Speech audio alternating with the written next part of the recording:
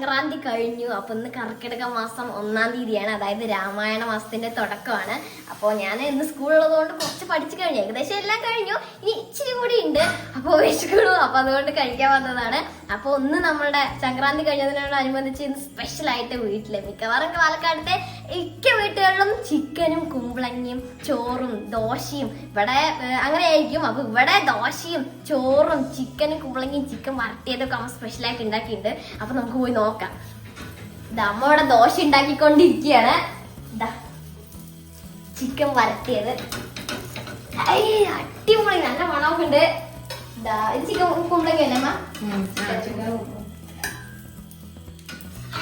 ഇത് ചിക്കനും കുമ്പളങ്ങിയാണ്, നല്ല മണമുണ്ട്. അപ്പൊ നമുക്ക് കഴിച്ച് നോക്കാം, ടേസ്റ്റ് ഉണ്ടോ നോക്കാം. അപ്പൊ ഇന്നലെ മൈലാഞ്ചി ഇട്ടില്ല, എന്താന്ന് പറഞ്ഞാൽ ഇന്നലെ പഠിക്കാനൊക്കെ ഉണ്ടായിരുന്നു, എഴുതാനൊക്കെ ഉണ്ടായിരുന്നു. അപ്പൊ ഇന്ന് വൈകുന്നേരമാണ് മൈലാഞ്ചി ഇട്ടത്. നല്ല ചമചമാന്ന് മൈലാഞ്ചിയൊക്കെ തിളങ്ങണ്ടേ.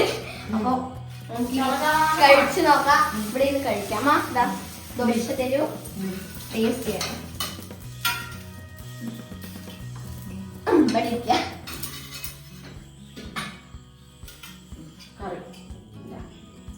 നല്ല ചൂടുള്ള കറി ഇല്ല, ചൂടില്ല, കറി ചൂടില്ല.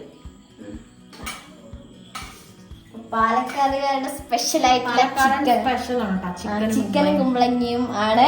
അപ്പോൾ സംക്രാന്തി എന്ന് പറയുന്നത് എല്ലാ ജില്ലകളിലും ഒന്നും ഇല്ലാത്തതാണ്. മെയിൻ ആയിട്ട് നമ്മുടെ പാലക്കാടുള്ള ഒരു എന്താ പറയാ ഒരു പരിപാടി എന്ന് പറഞ്ഞ ഒരു ആചാരം പോലെയുള്ള ഒരു സംഭവം തന്നെയാണ് നമ്മുടെ പാലക്കാടിൽ മാത്രമുള്ളത്. പാലക്കാട്, കൊല്ലംകോട്, ആലത്തൂർ അവിടെയാണ് മെയിൻ ആയിട്ടുള്ളത്. അതാണ് എന്റെ ഒരു അറിവില്. വേറെ നിങ്ങളുടെ ജില്ലകളിലൊക്കെ ഉണ്ടെങ്കിൽ നിങ്ങൾ കമന്റ് ചെയ്യുക. അപ്പൊ ഞാനൊന്ന് ടേസ്റ്റ് ചെയ്ത് നോക്കട്ടെ. നല്ല ചൂട് ദോശയും ചിക്കനും കുമ്പളങ്ങിയും ഇങ്ങനെ മിക്സ് ചെയ്തിട്ട് ഇവിടെ ചിക്കൻ വരട്ടിയത് മിക്സ് ചെയ്തിട്ട്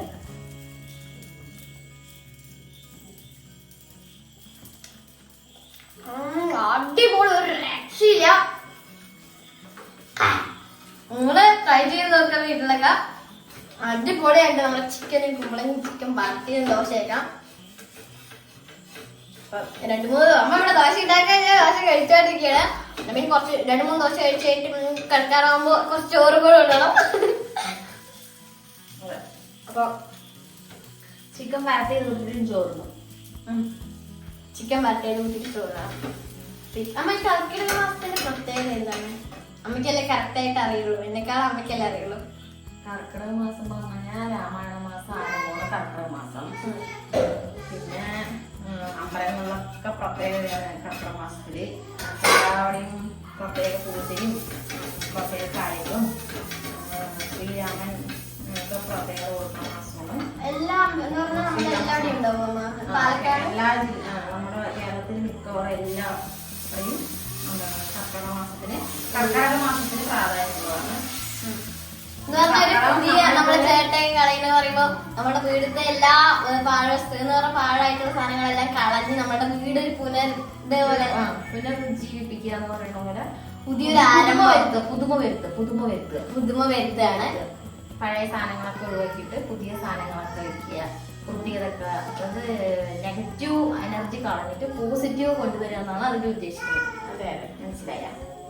പിന്നെ ഇപ്പൊ പണി ചെയ്യുന്ന സാധാരണക്കാർക്കൊക്കെ പണ്ടൊക്കെ നല്ല എപ്പോഴും മഴ പെയ്തുകൊണ്ടിരിക്കണം. ഈ കർക്കിടക മാസത്തില് എന്ന് പറഞ്ഞു കഴിഞ്ഞാൽ നേരത്തെയൊക്കെ എപ്പോഴും മഴ നിൽക്കാണ്ട് പെയ്യും. അപ്പൊ അവരൊക്കെ പറയും, എന്റെ അച്ഛമ്മയൊക്കെ പറയുന്നത് കർക്കിടകം പറഞ്ഞാൽ പിന്നെ ദുഃഖണം, കഞ്ഞിയില്ല, അങ്ങനെയൊക്കെ പറയുന്നത്. കർഷകർക്കൊക്കെ ഭയങ്കര ബുദ്ധിമുട്ടായിരിക്കും.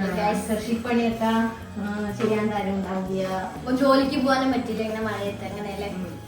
ജോലിക്ക് അതൊരു രീതിയിൽ ശരി തന്നെയാണ്. എല്ലാവരുടെയും പണിക്കൊന്നും പോകാനും പറ്റില്ല, അങ്ങനെ ഒരു ഇതാണ്. ചിലവിടെ കർക്കിടകം എന്ന് പറഞ്ഞാൽ പഞ്ഞമാസം എന്നൊക്കെ പറയാം. തൃശ്ശൂരൊക്കെ പഞ്ഞമാസമാണ്.